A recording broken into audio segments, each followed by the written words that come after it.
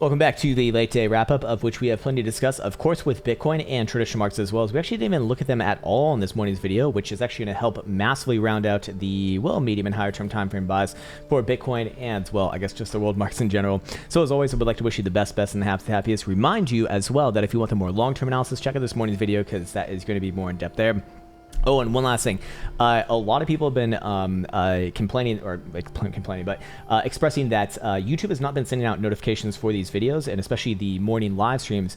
The only way that I know how to fix that is to actually make sure that you hit the bell on this channel. This is like the second time I suppose I'll ever say, now make sure to subscribe and hit the bell and go smash your fucking face. But seriously, like if you actually do want the notifications, that is the best way that I've been told from YouTube to make sure that they actually do come to you, whether you're shadow banned or not. So fair enough. Anyways, with that said, we'll start off with Dixie to get the major biases for, of course, forex pairs trading against the US dollar. In this case right here, we did hit our $93.50 target. I would say pretty much, you know, it was about 6 cents off, 6.3 cents off. So fuck Krown, he's wrong. But at the end of the day, yeah, I'm looking at that as a little bit of a sloppy toppy right now.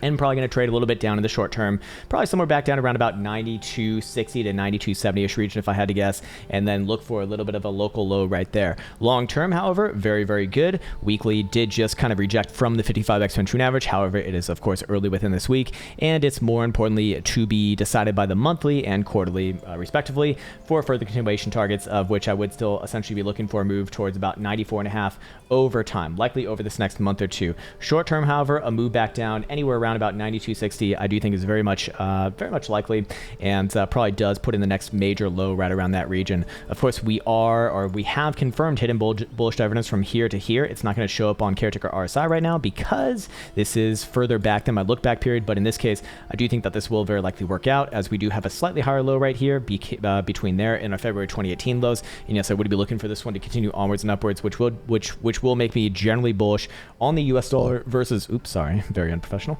Very bullish on the US dollar compared to other fiat currencies probably the next few months here. Anyways, with that said, let's move on into traditional markets here. And the big one that I want to focus on right now is, of course, Nasdaq. Nasdaq is, where are you, Nasdaq? Nasdaq? Where are you? Found you. 13,300. So we finally did get that little bit of a break out of the short-term time frame range. Very, very nice right there. Of course, we kind of already had this bias due to what SPY futures were doing and, of course, Dow Jones futures were doing, but it is good to see the confirmation with Nasdaq finally following. And this one being a little bit more heavily correlated with Bitcoin is going to make it a little bit more important for the world, well, for Bitcoin players out there, which I know a lot of people on this channel certainly are, as it is quite literally called Krown's Crypto Cave. So it is implied within the name. Anyway, short-term, I would be looking for extension all the way up to about 13,350, our target from the breakage of the 200 simple moving average that we looked at yesterday. And with that in mind, I would be looking for perhaps a short-term pullback from that region, but ultimately this is starting to look, or it's not just starting to look, this is, I will go ahead and straight up say it, this is a major low, all accumulated along the weekly 21 exponential moving average right here for 1, 2, 3, 4, working on five weeks, and then boom up, we have taken out the 15th of March high, I believe. Yep, just by a few bucks there, but it's good enough for me. And I would be looking at this as likely to produce, or I imagine there's probably some sort of hidden bullish evidence over here. Oh, guess fucking what there is between our last local low right here and this local low right here. I would be looking for very likely another retest of the prior time high at about 13,800 over the next few weeks, or probably maybe even the next week or two, and then very likely continuation to new all-time highs on top of that. Daily is looking like it is going to have a bit of a bullish bias cross on the TSI here too. That would be the next sort of like medium-term signal I'd be looking for further continuation. But ultimately speaking, I think that this one's actually quite ready right here. 13,600 is going to be a medium-term target, and then of course 13,900, basically the prior high, is going to be the next major target, and then new all-time highs, I suppose. On top of that, we got SPY futures over here, which is quite literally making new all-time highs. We did have a target a little bit north of $4,000, just based off the general uptrend, and of course confluential with our Fibonacci extensions right here. It's a little bit above $4,000 to be exact. It's about I'd say about 40-30ish region, somewhere around the 414 will be a short-term relevant region. We actually even saw a bit of a short-term ascending triangle right here. The measure move on this one has already been hit, or already been made. And on top of that, we do see that the daily did essentially have a bit of a bullish reset right here, getting a bullish cross right at the 0 read, and then yet again another momentous turn to the upside on the 26th of March. This is why we have been, well, one of the reasons why we have been bullish. On top of that, hidden bullish evidence come off the low, credit to Caretaker on this one, and back in the bullish control zone, looking good all across the board. And I would be looking for this one to not actually just stop at 4,000, or sorry, 4,030-ish region. Ultimately, I do think that it will head up further north, actually. You know, I know this sounds crazy, but I don't think that the market is done, at least for a while. Of course, monthly closures are all looking like continuation here to new all-time highs throughout the month of April, it looks like. And Dow Jones is going to be no different, although a little bit in comparison a laggard to the other ones, actually. As we do see this one kind of essentially ranged at the prior all-time highs. This one was sort of leading most of, I think, March, and now I believe that we are seeing rotations once again. And what I think that we're going to see in this rotational sector is obviously SPY leading, Nasdaq following, and then Dow Jones following Nasdaq, or Dow Jones kind of being the last one. And then it's probably going to be Nasdaq leading, then Dow Jones following, and then E-mini, or sorry, SPY futures following that one. So overall, everything looking more or less good here. We even have hit some hidden bullish evidence on the 4-hour RSI for Dow Jones, so I imagine probably does try another move to the upside around 33,100-ish region. Long term, I should say for Nasdaq, I am still looking at a, what was it? Still looking at a $15,000 target, actually, long term. So I do want to say that. What about gold? Gold playing out a nice big bounce right here. It actually is a pretty respectable bounce thus far, to be fair. Let's see how it looks like on a daily. Okay, the question here would be, is this the bounce that you're looking for in the most Jedi-like tone? And I do express concern with this one as it is right now. It is still downtrending, obviously. Never really hit my 1775 target. It only got up to about 1755, and that is certainly a little bit further away, so I would not say that that is close enough. In this case here, though, I do remain more or less bearish over the long term. Now, the monthly, very likely to bounce it up a little bit. Ultimately, though, I really don't like this chart, although I don't feel as confident on it, to be honest with you. With that said, do I think, you know, if you are looking for this one to continue the downtrend, here's what I would say. If you are looking for this one to continue the downtrend, you'd be looking for it to continue on this local high right here, actually right around 1730-ish region. Anywhere above 1730, especially on a daily closure, and this will very likely put in a greater rally, probably up to that 1775 target that I had from last month. But I don't necessarily err on that side. It's obviously contra to the general trend and the macro trend right now. Or sorry, not the macro trend, but the general trend on the daily. So I'm quite skeptical on this one. Anyways, let's move on to Bitcoin here. Bitcoin, and we could even look at Ethereum too. Actually, why not? Let's look at Ethereum. How about that? Because Ethereum is kind of being a little more interesting right now, I suppose. It's very, very, very, very, very close. We do see quite obviously higher lows right here. You might even call this an ascending triangle, as it quite literally is reaccumulation at a high level. Volume signature works out. It is incredibly mature within this formation as well. I'd say that this one is certainly around the 75% marker, which means that it is statistically very, very, very, very, very likely to break. And with that in mind, if it does break, short-term targets to the upside is going to be about 2150, that is, and then more long-term targets going to be about 2,500 bucks. With that in mind, I would be looking at this yet again as, honestly, I honestly look at it as pretty much broken right here, to be honest with you. Daily RSI almost about to get almost confirm in the bullish control zone on this next tick, looking good right there. What's up, Kazukijian? There he is, my fucking man, sir.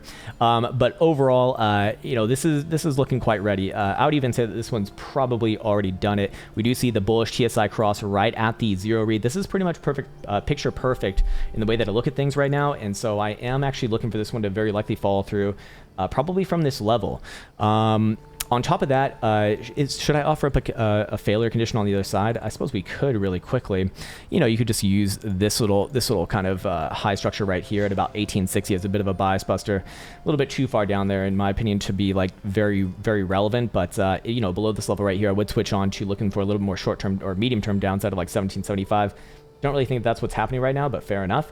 I think Bitcoin's a little bit easier to read here too, and we were actually having a good conversation earlier within the stream with Mr. Gravy Grits, as he was saying, well, Krown, what do you think if Bitcoin breaks down here? What would the next bounce be?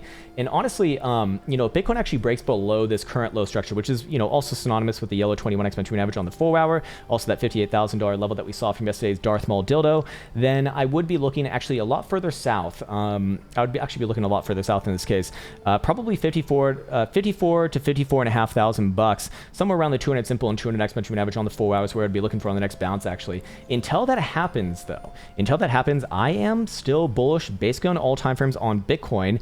HVP on our low term time frames is very, very low down here in the single digits right now, so that would imply that we are gearing up for, you know, quite the move. And when you are right around your prior all-time high and grinding that resistance up on low volatility, typically speaking, that is going to be more or less bullish.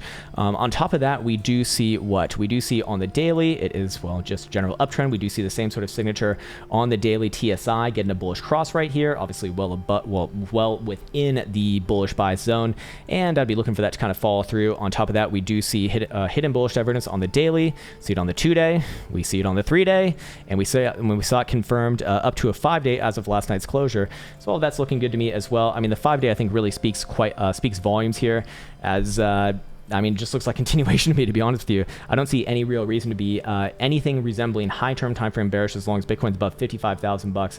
Especially on like a 12-hour or daily closure, that is.